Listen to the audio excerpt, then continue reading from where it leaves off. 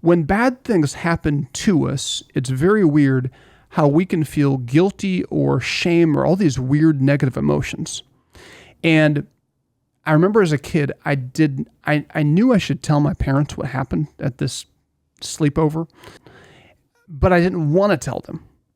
If I would have chosen to go through life seeing myself, the image I had of myself in that moment, that would have really impacted my life and how I felt about myself.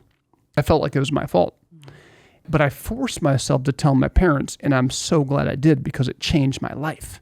And it changed the image I was already developing. So I saw myself not as guilty, weird, or dirty, or whatever the stuff happens. Mm-hmm. I saw myself instantly as innocent. Just, I'm good. I'm innocent.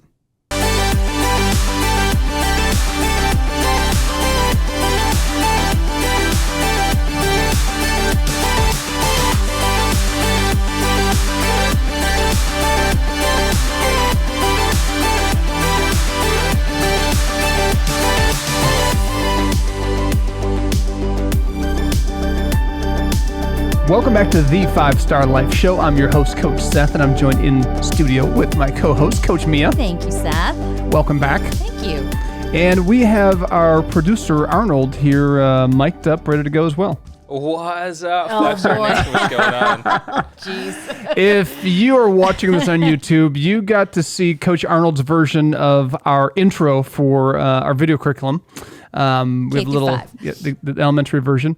But thanks for tuning in. If you just tuned in for the first time, go to 5starlife.org to learn more about the mission we're on to change the face of sports, education, and culture in general. And we've been on this mission we're entering into our 20th year. I don't know how that is possible. It is, has it gone fast or slow? In ways fast. Yeah. But in other ways, it seems like we've been in business 50 years. But For sure. So thanks for tuning in. And just a reminder, you can actually listen to this show anywhere podcasts are streamed. You can also watch it on YouTube at The 5-Star Life. I really want to encourage you, if you're a repeat listener, would you do us a favor? Would you hit the like button and the subscribe button so you don't miss an episode? Also, we love your feedback, but we're going to have a great show. And if you're just tuning in for the first time, thank you so much. We have an interesting topic. So Mia is normally in studio for our recordings. When we record video curriculum lessons, then we come over here to the podcast radio area and we kind of rehash it. Mm-hmm. And today, you're going to love today's theme because we're starting the first part of a 7-part series, and our whole theme is transformation, which is just a radical change in form, nature, character, or appearance. And we're asking the question for the next 7 weeks, who do you want to be? Because we're going to really talk about how do you transform your personality, which some folks refer to that like Joe Dispenza. He says your personality is your personal reality. Mm-hmm. I like that play on words. Like it's how it's your experience in the world. It's also how you express yourself to the world, right? Right. And so this idea that, your personality is fixed and set was really, when I was younger, that's what people thought, right? They thought, it's just the way I am. It's just the way she is. It's just who I am. Yeah. And so there's so many people, and that's what psychology and philosophy, there's a lot of folks in those worlds that believed we're machinery, right? So we're just machines. So once the machine is set, it is what it is. So by adolescence, you are who you are. And the beauty of the advanced technology we have, they can now look at your brain and see that it's not just, stuff floating around up there. It's like there are little vines, little trees, little dendrites. There's actual proteins being shaped and moved. There's like a whole chemical soup going on up there. And your thoughts create patterns and branches. So it's physical territory. there's actually real estate going on upstairs, right? And so every thought, every memory, it's plugged away there. It's filed away. And so they can now see that, man, your brain, it's not fixed or set. There's this thing called plasticity, which plasticity is if we take a water bottle and we recycle that water bottle, hopefully everybody recycles, and they take that water bottle and they'll melt it down into just, it's still plastic, it's just now into a form of a pellet. Then they sell that pellet, right? We donate our plastics. They make money off it. They sell the plastic. Somebody else comes and they make an iPhone case. So plasticity in the plastic world is it can change from one form to the next, given the right amount of heat and the right context. Our brains are very similar. Given the right environment, our brains have the ability to be molded and shaped, not just when we're young and growing and evolving, but at any stage of our life, our brain can shift and mold. We can change. That's the good news. So what do you mean by environment? So environment, so you think about, your personality, my personality is this amalgamation of who I grew up with, right?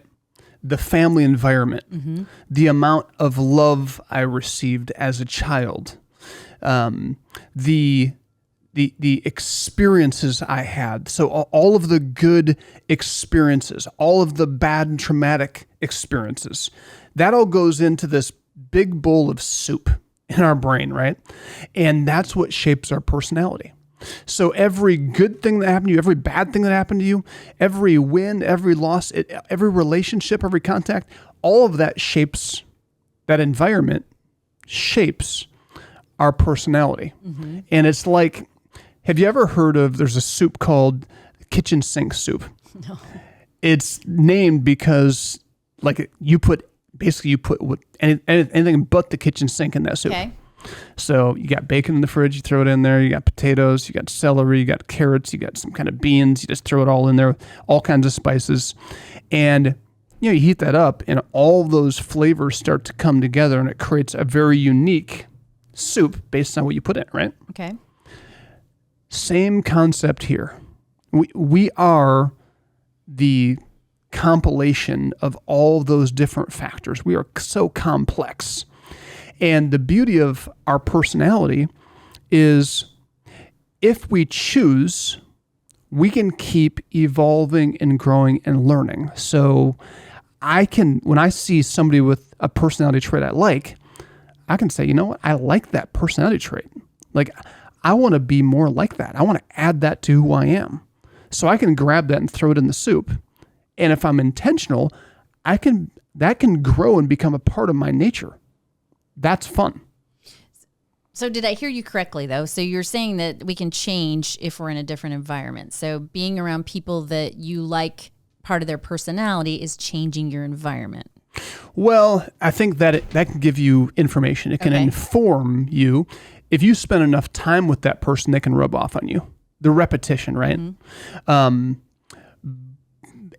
yes, growing up and even where you live, that does have an impact on you. But when you get out of that environment, that it's no longer influencing you, but it's created patterns in your brain. So it's still influencing you, right? Right. So it's not just because you change an environment that's going to change your life. A lot of people are like, I want to change my life. I'm going to change my environment. And they're like, what the heck? I still have the same garbage. I still have the same emotions. I still have the same stuff going on.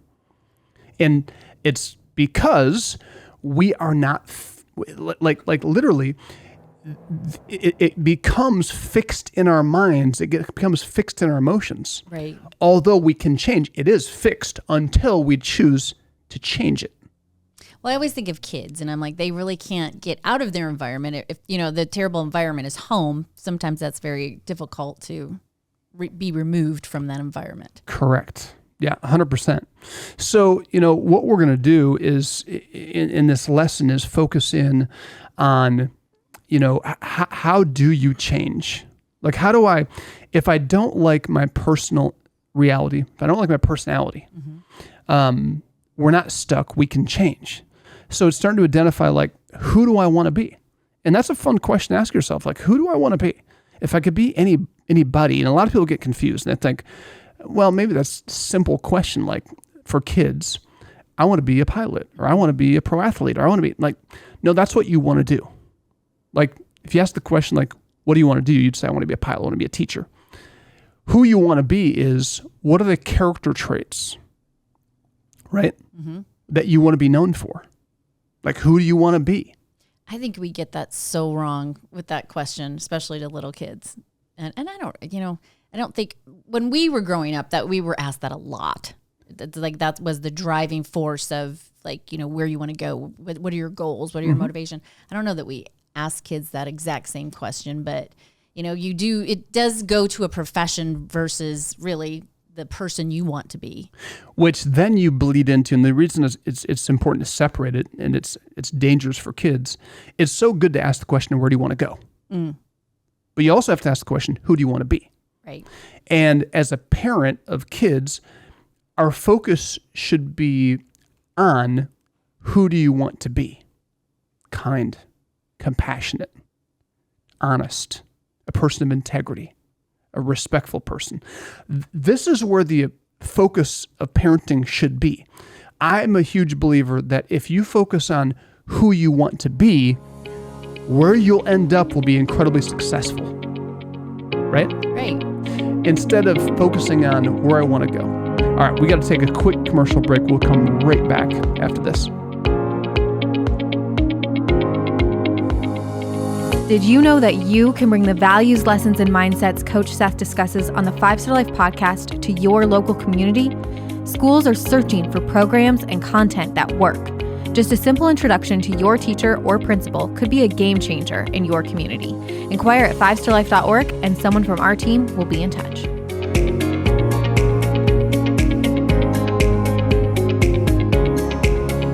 Welcome back to the 5 Star Life Show. I'm your host, Coach Seth, and I'm joined in the studio with Coach Mia. Thank you. And producer Arnold. What's going on, guys? Good to be here. So this idea of personality, it's so fun to realize that we have that kind of power, because a lot of us don't think about the power we have on a daily basis. We think in terms of, I'm just shy, or I'm just irritable, or I'm just, I have a temper, I have a short fuse, or I have this, or I have that. And, I'm not negating that those may be, current personality traits, but to say them as if this is just fixed and this is where I am, it'd be better off if we'd say things like, man, I had a short temper today. Or I was kind of acting shy. Because that's actually closer to reality. The reality is that's who you were in that moment. And the beautiful thing about life, and a better way to look at it, is that was a moment. Now the question is, who do I want to be in the next moment? That's the empowering place to live from, instead of this is who I am. And we come by it honestly because we're labeled, right? I mean, if you have a meltdown as a kid, for a little while, people start saying, oh, you're a hothead, or you're emotional, or you're this. And as kids, again, it shapes us, it impacts us, and we think, oh, I'm emotional. And so we own that personality trait. It's often our personalities are shaped by what's spoken into us and what's reinforced in really good ways and in really bad ways. Why is it easier to let the bad ones stick, though? So we are prone to the negative. I can't explain all the reasons for that, but all the research shows that it is negativity comes more natural. I think there are spiritual reasons beyond what science can prove right now, probably for that, right? That we'd lean on, that there is a negative something inside of us that can take us down the river if we're not intentional.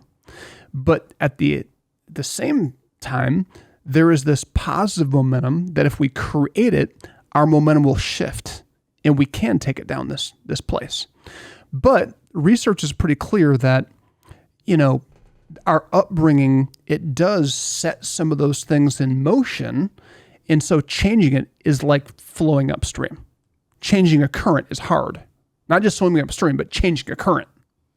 Do you think that's because, I see my kids parent, and even with like grandkids, you parent differently, but like nobody, changed the stream for us. Nobody said like, oh, come on, or, well, what about, think about this, or, what's something positive, or, I didn't have that. Yeah. So there's so much research out there about that exact point. When just even infants, I read a study on infants, and little infants who are loved and nurtured, guess what?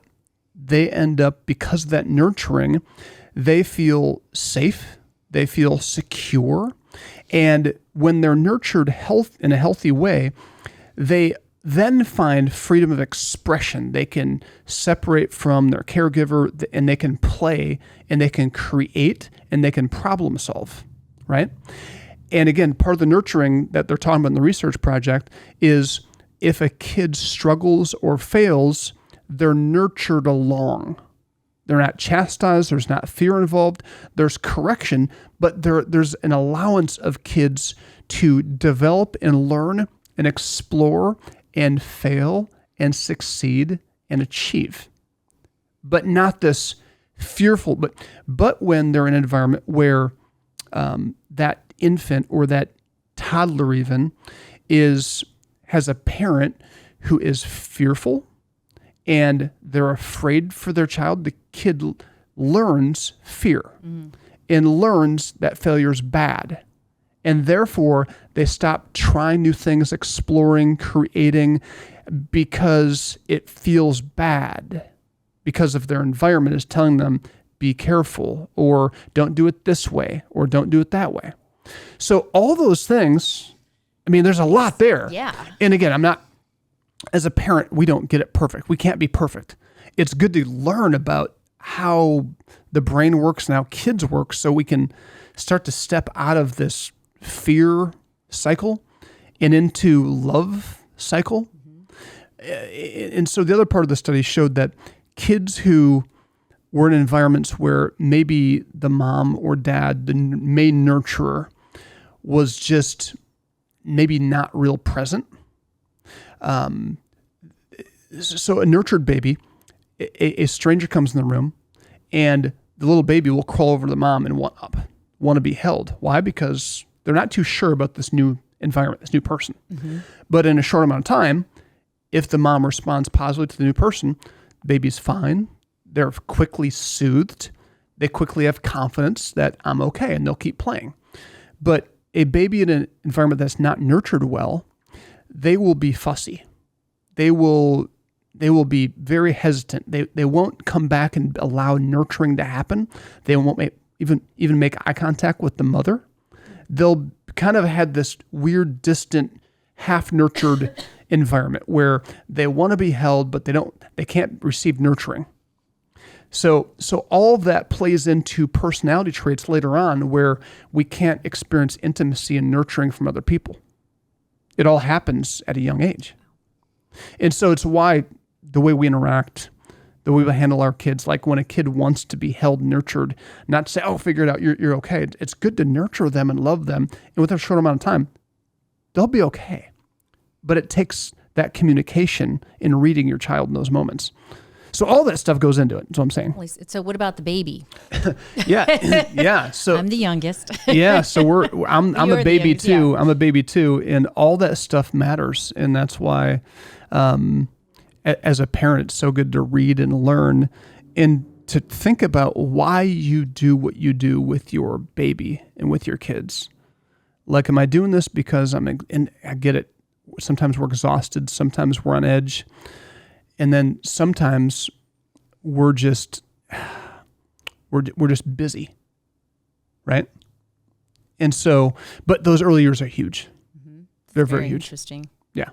So we're talking primarily to parents of adolescents and teens, and our message to teens is, regardless of whether you were nurtured well, not nurtured well, whatever, guess what? Your soup is your soup now. But what ingredients are you going to throw in it?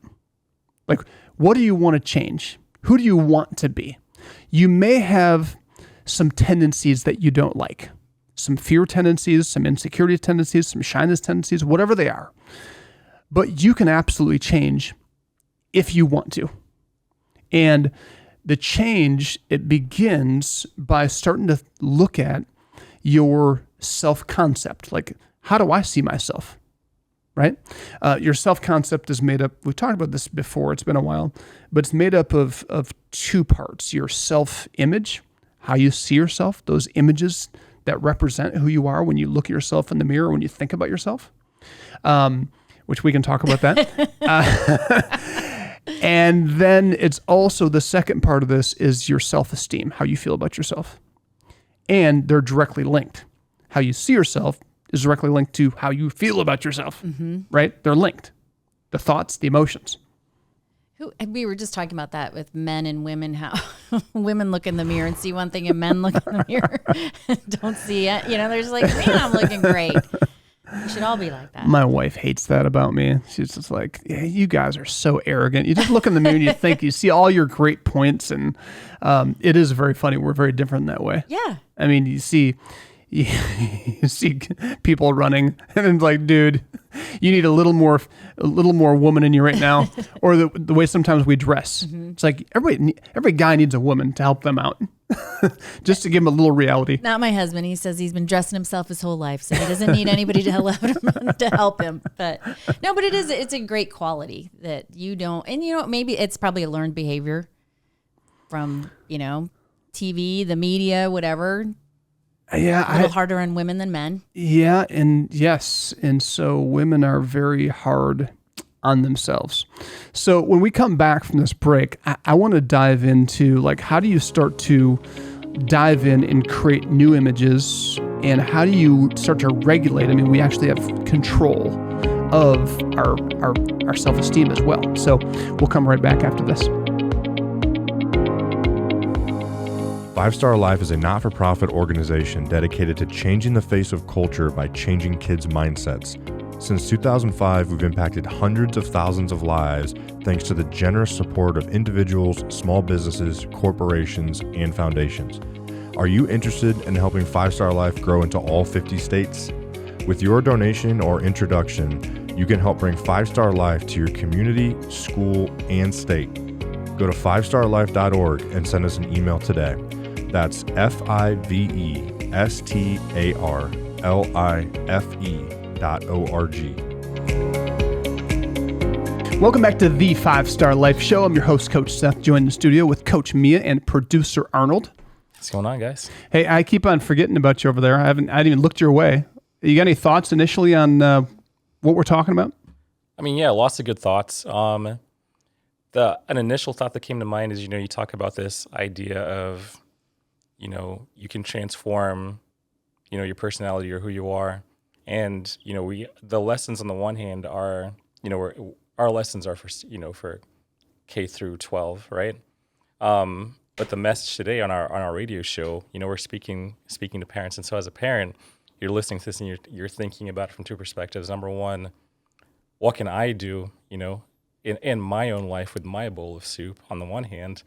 On the other hand, you have, these kids in their formative years, or maybe they're already kind of through certain formative years, and you're like, okay, what can I do with their bowl of soup? Because I'm responsible for both. And I thought that was really interesting. And I've just been excited to hear where you go with that.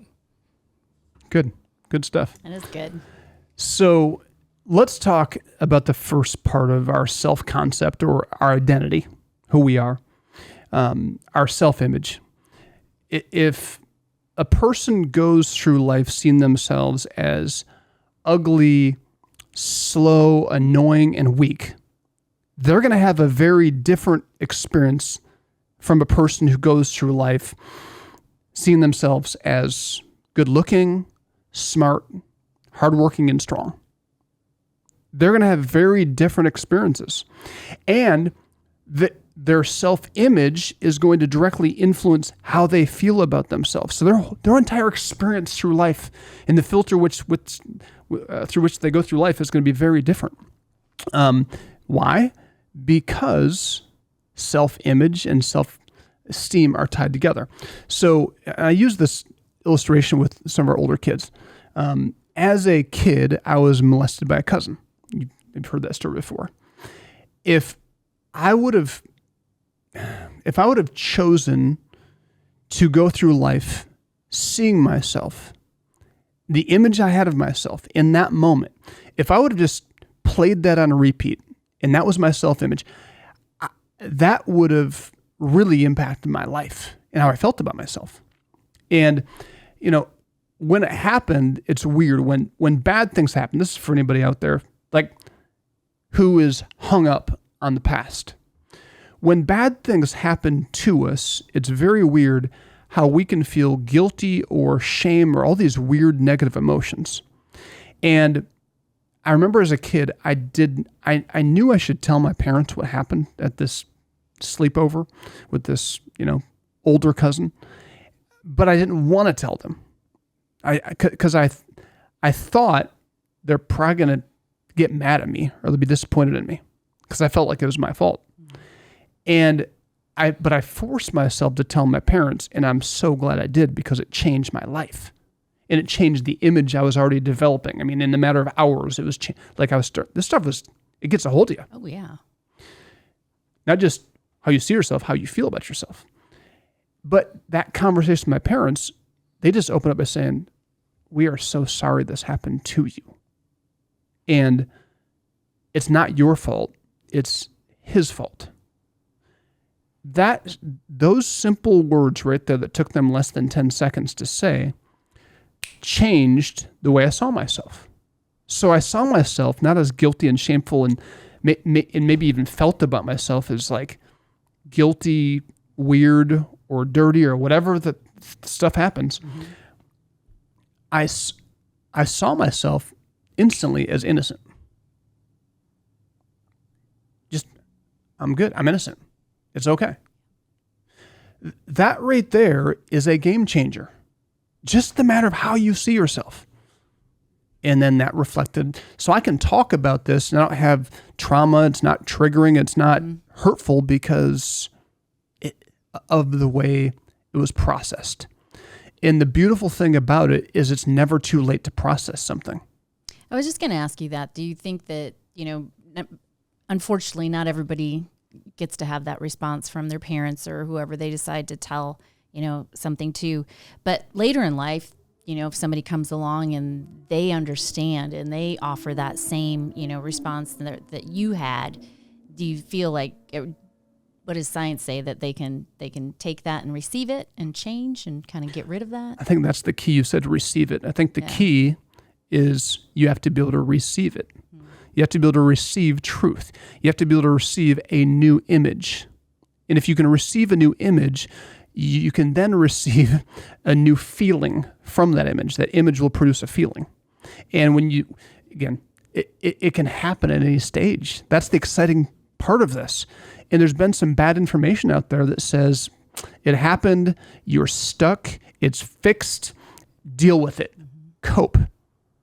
And I'm telling you, you can move beyond coping into freedom and healing. And that's what healing is. I've got a scar from, I've got different scars from different things. But, those scars, I can remember what happened, but there's no pain. I can touch it. I can slap it. It doesn't hurt at all. That is healing. Coping is when we keep an open wound and never address what brings true health. That's coping. I'm coping with this. And I think that's a lesser version of ourselves when we're there. I think it's a good analogy is the open wound, because even with our personalities, let's just say, I think that, I don't know, I'm not funny and I tell a joke and it doesn't land, and I never think I can be funny. And I just open that wound every time I want to tell a joke or something. And I think it's very freeing if you can look at the wound can heal. You can, maybe telling a joke isn't as good one, but you can move on. You can change that part of you. Yeah. Yeah, absolutely. Because guess what? If you're funny, you say that was a terrible joke, and then everybody laughs. Yeah. And just for the record, I am funny. You are funny. That is for sure. I will affirm you in that. You've got good sense of humor. You can laugh. You don't take yourself too serious. No. That's fun. So this is powerful. The second part of this, you go into self-esteem. I told this story about in high school, my junior year of high school, playing basketball. In the league championship game, I missed the winning shot. Actually, I got blocked. Just a bad choice. I lost the game. And for that night, I allowed the feeling of being a loser it's just you feel bad. You feel awful. Sure. But I knew well enough that I was not going to picture myself as a loser. Like, I lost the game. I'm going to draw a circle around that game. Lost that game. Missed that shot. Draw a circle around it, put it on the shelf as historical marker to learn from it. What a lot of people do, though, is, and I've watched kids in sports do this, I choke under pressure. Mm-hmm. They take that thing and they don't circle it and put it on the shelf. They put it in the front of their mind, and this is now their new self-image of who they are. I'm a choke artist. I can't perform under pressure. And so the feeling that they play the game with is they're just waiting to choke. And I've seen kids quit the sport over things like that. That's terrible. It is absolutely awful. And so, again, instead, I just shook it off. I'm like, you know what? The truth is, you know what? Even the greatest players miss game-winning shots. But they also make some game-winning shots. Yes, they do. Part of the territory. Who helped you navigate that, though? I had such support around me that I don't. I think all that positivity played into who I became at that point in life. I mean, it was a horrible feeling. The season's over, but somehow I'm not sure how. I don't remember the conversation, but I just remember being like, "That was awful. That was a terrible way to end." But next year we're going to win state championship. That's where my mind went, and I really believed it. I'm like, we're going to win state championship next year. Because I think there's a fine line of parenting of saying, "Oh, honey, it wasn't your fault," and taking no responsibility, Right? and not allowing your child to take responsibility. Correct. Yeah, I mean, that was I lost the game. There's a lot of things other people missed shots in the game, but when it counted, I lost the game. I had to own that, and it's really powerful and fulfilling when you actually own your mistakes. It's kind of like I owned it. I wanted to crawl under a rock and just hide. I wanted to exit stage left. There's something about just owning it. Like, I failed. I dropped the ball. But we're going to win state next year. I believe so, too. I think that is one of the biggest healers of, to change your personality. I mean, I think that catapults you to the next level. It's a big deal. All right. We got to take another break. We'll be right back after this.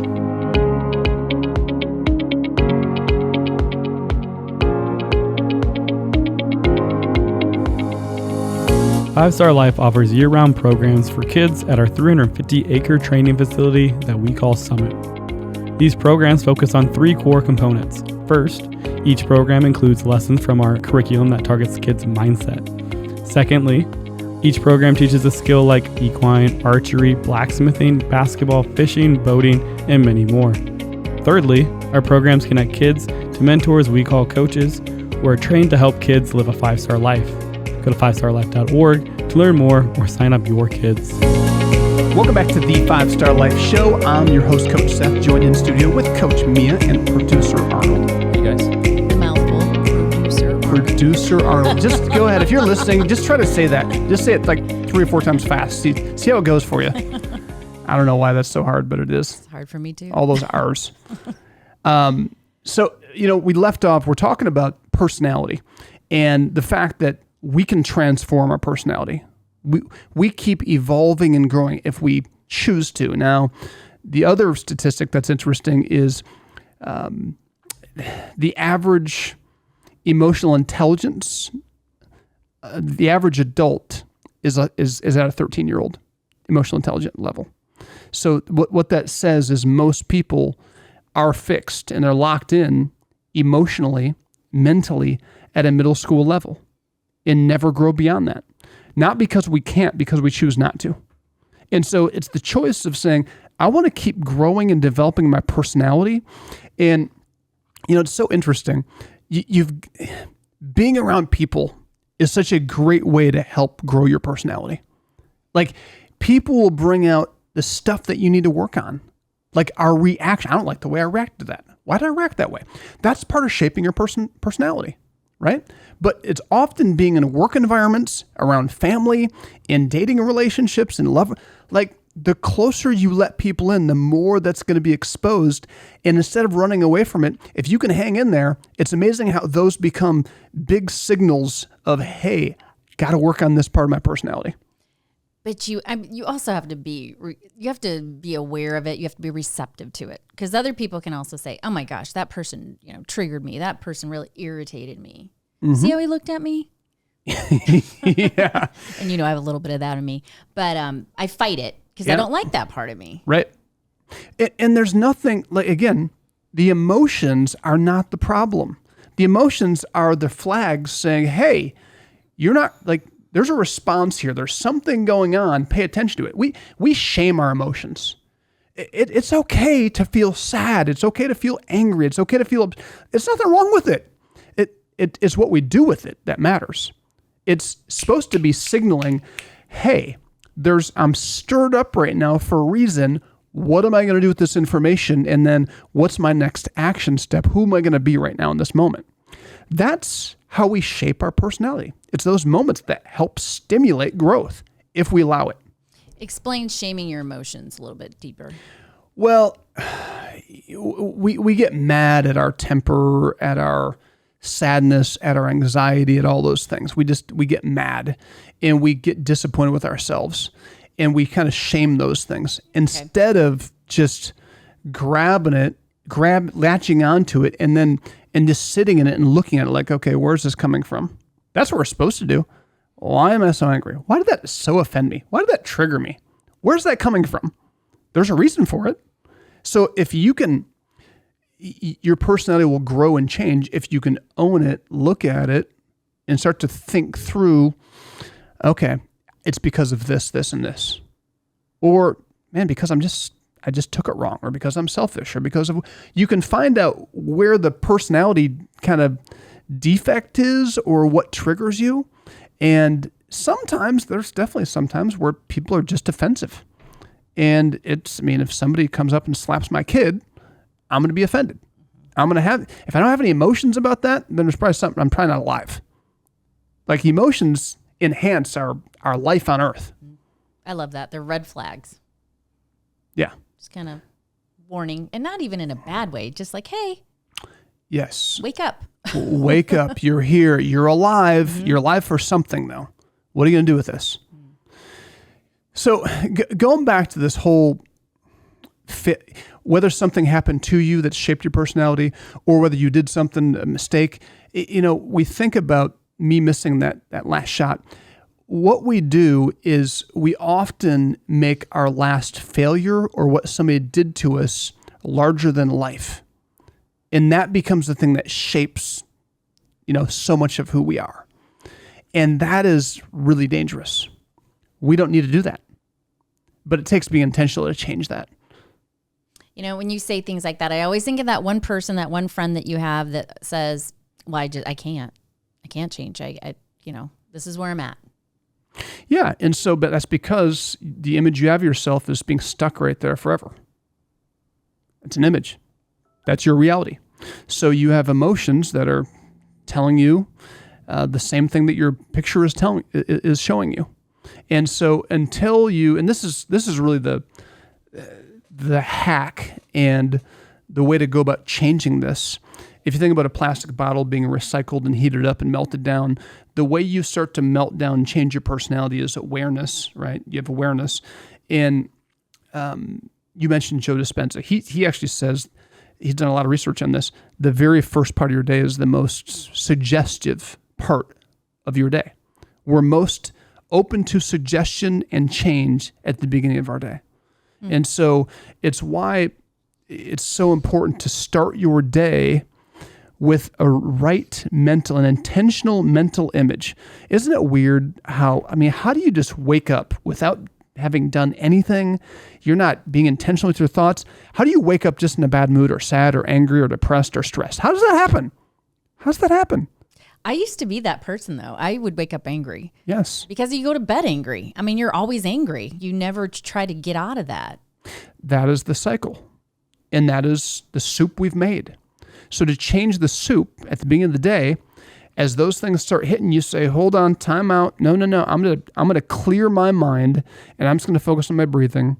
I'm gonna take some deep breaths, and I'm gonna reset my mind. It's so important. This is a powerful thing to do, to reset your mind. You have the power to reset your mind. Hit the reset button. Clear your mind of everything. Just focus on your breathing. Then go into gratitude. Then go into who you are, who you want to be. I want to be love. I want to be kind. And I encouraged kids, get some mental snapshots, some mental pictures of you at your best. It was when you hit the game-winning shot. It was when you aced the test. It was when you didn't respond to your younger sibling and throw a fit, but you were the bigger person and you chose love and kindness instead. It was when you chose to walk away from something that was nasty. It was when you had the courage to do something. All those mental images of you at your best, that's what you imagine. Or it's picturing the other steps you want to take, who you want to be. Maybe that you haven't created yet. Maybe you're not there yet. That's what you create at the beginning of your day. And you just dwell and linger and meditate on who you want to be. And then you flip it over. That's just a minute long. Take a minute to do that. Mm-hmm. Then spend another minute going back through those mental images, but now let the emotion of being that, what does it feel like when you hit that shot? What does it feel like when you aced that test, when you nailed that project at work, or when you really debriefed well, or you led somebody well, or you handled a conversation with your kid well? Like, what did it feel like? Let the feeling wash over you. The confidence, the security, right? The love, the goodness, the hope, the invincibility, the strength you felt. That's how you start your day. And you know what? And you said it, a couple minutes. It's simple. Mm-hmm.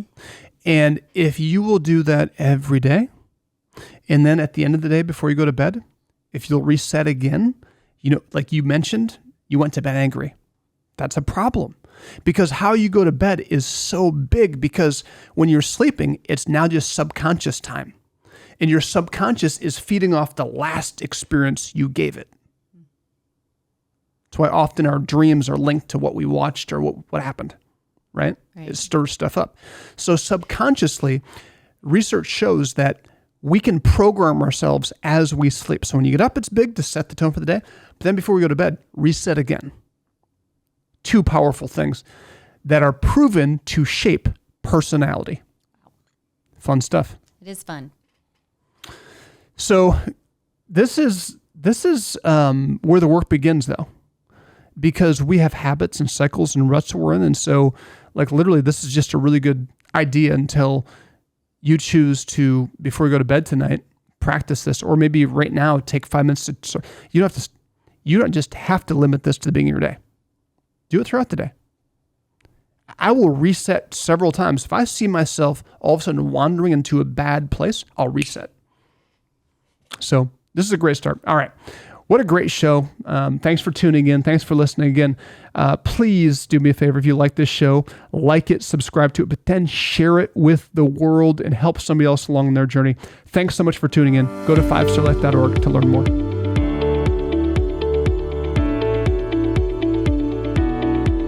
At 5 Star Life, we are changing the face of culture through education and sports by changing the most important piece of a human being's life, their mindset.